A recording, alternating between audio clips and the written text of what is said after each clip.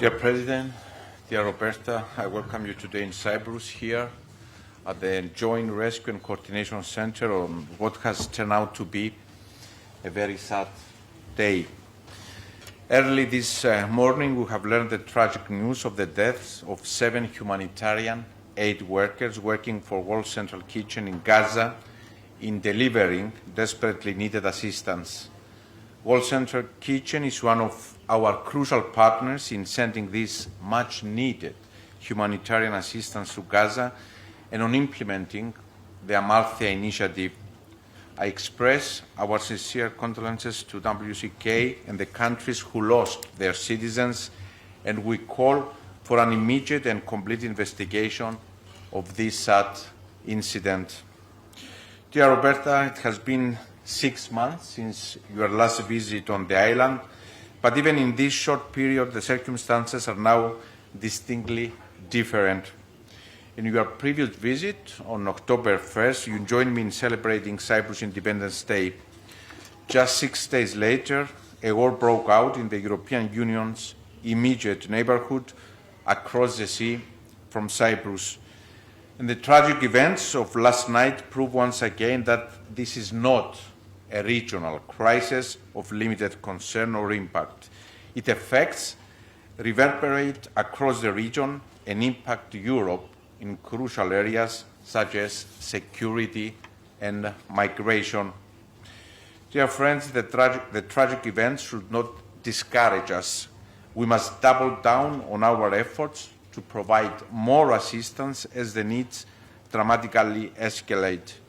We should also not overlook what has been achieved so far and what is possible when we persevere in doing what is right, what is necessary. In this context, I consider it important that the recent European Council finally adopted conclusions on the Middle East, because I truly believe that as a European Union, we should not be mere observers to this crisis.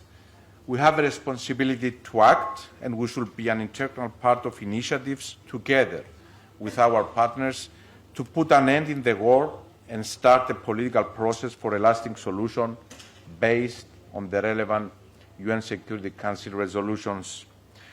Dear Roberta, your presence here today as President of the European Parliament, representing almost 450 million European citizens, is a strong message that Europe and its citizens care deeply about the severely deteriorating humanitarian situation in Gaza, and they stand behind initiatives to alleviate the crisis. With the Amalthea initiative, Cyprus, as the closest EU member state to the Middle East, which has excellent relations with all its neighbors in the region, aims to fulfill its moral obligation to ease the suffering of civilians in Gaza. To this end, we are working closely with our partners, including the United Nations, of course, the European Union, the United States, the United Arab Emirates, and others. Safe delivery and distribution of humanitarian assistance is a must. It is our obligation as international community to scale up our efforts to ensure increased deliveries of much-needed aid, and underscore in the strongest of terms that humanitarian aid workers must have full protection in conducting their essential efforts in providing food and humanitarian assistance. International humanitarian law is crystal clear as regards respecting and protecting humanitarian aid workers. I want to stress once more that the Amalthea initiative is not a substitute to other routes, namely the all-important land routes and the airdrops. It is complementary to them, with the sole purpose being to increase the provision of assistance by sea and to mutually reinforce all pathways for sustained delivery of humanitarian assistance to those in need. We have already dispatched the first 2 shipments with hundreds of tons of aid directly to Gaza through close partnership with the United Arab Emirates. Furthermore, in cooperation with partners and stakeholders, we are working on rendering the provision of humanitarian aid to Gaza more stable and predictable. We also started working on the funding modalities of the maritime corridor by activating the Amalthea Fund.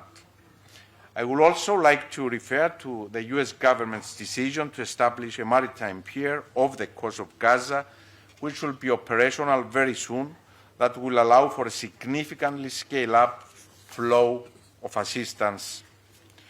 Dear friends, with President Metsola, we had the opportunity last night to also discuss other issues of common concern.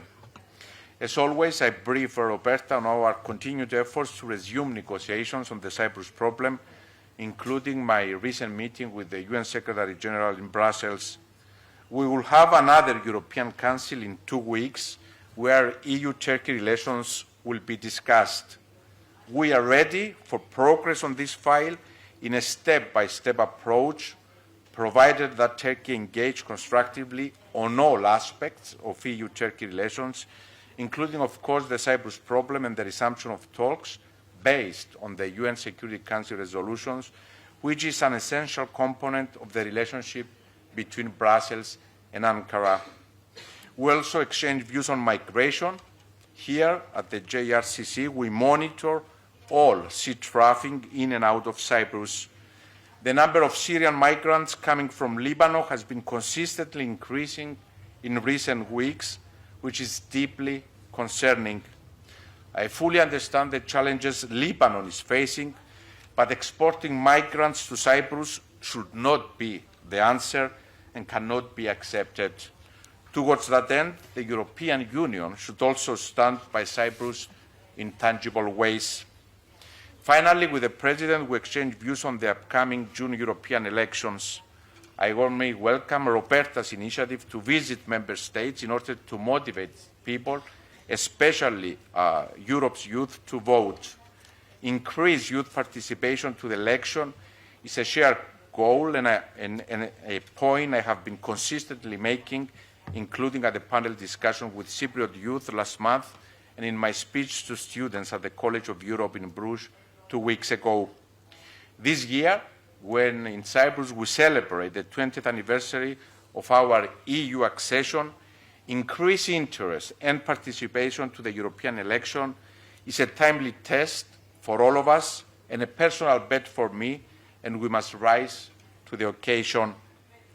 I take also today's opportunity to wish Roberta every success on her own candidacy for the elections, as I firmly believe that she has done an excellent job and has been an exemplary President of the European Parliament.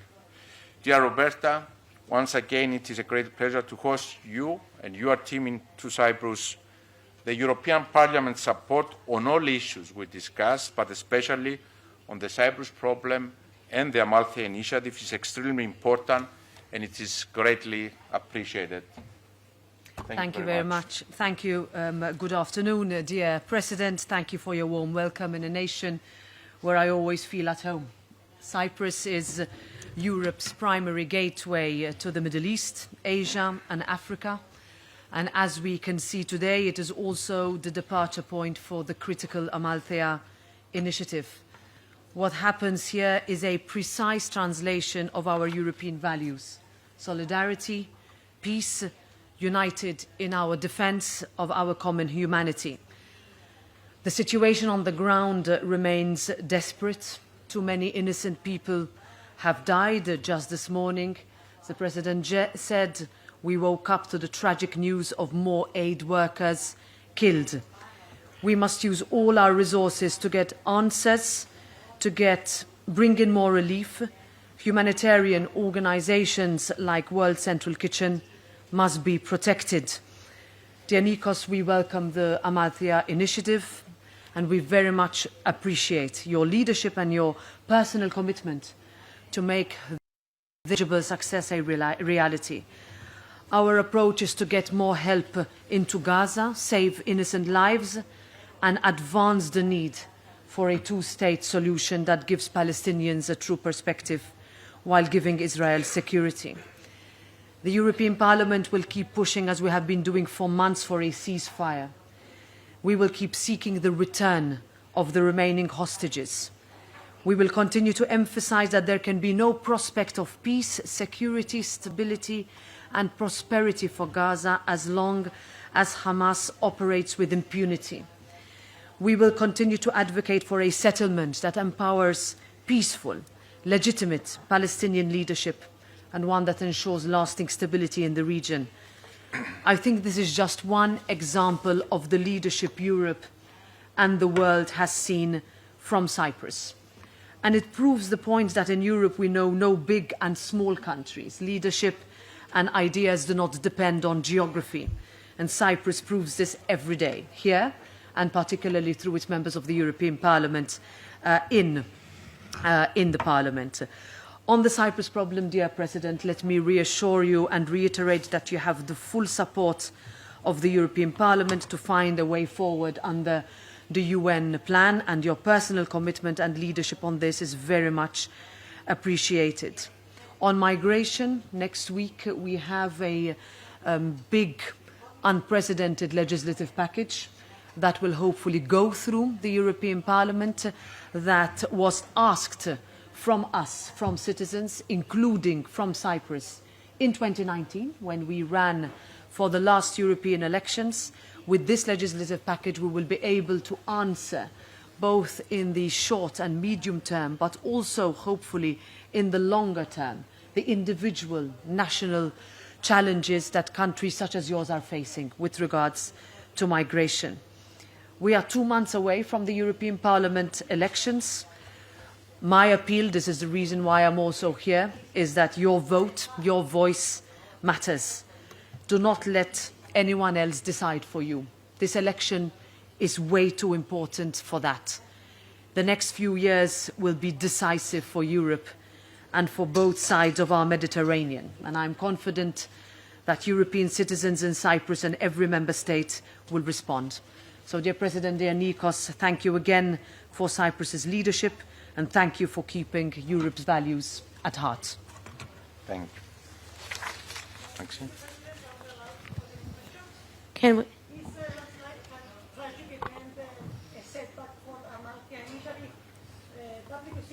Announced that they decided to pause their actions in Gaza Strip as well and through the maritime corridor.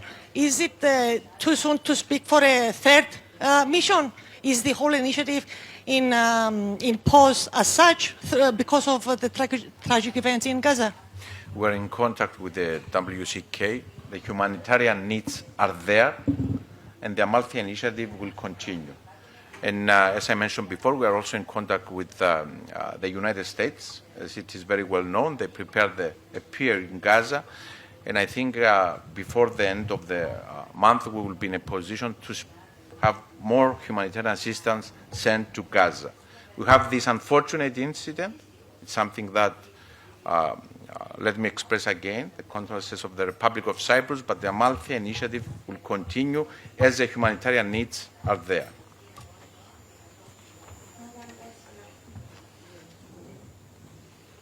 Madam, how will the European Parliament respond to today's tragic events? Shouldn't there be more decisive actions towards protecting humanitarian aid workers and people on the ground? Thank you. Yeah, absolutely. So we will convene as a plenary in the next few days. You will recall that the European Parliament has, since the very beginning of the conflict, not shied away from being the first institution to call for a ceasefire, to call for the return of all hostages, with great concern for the number of innocent lives that have been lost, and today's latest tragedy being an addition to the grave concern that we continue to shine a spotlight on. We have also been in contact with the journalists on the ground. In my talks with the United Nations Secretary General the week before last, this centered around how we as a European Parliament can continue to call not only with language but also in pushing our country's leadership in order to speak to all the actors in the region in order for there to be a ceasefire. The hostilities must stop. what happened today is just the last installment of yet another tragedy that can only increase as the days go by. The situation is extremely desperate.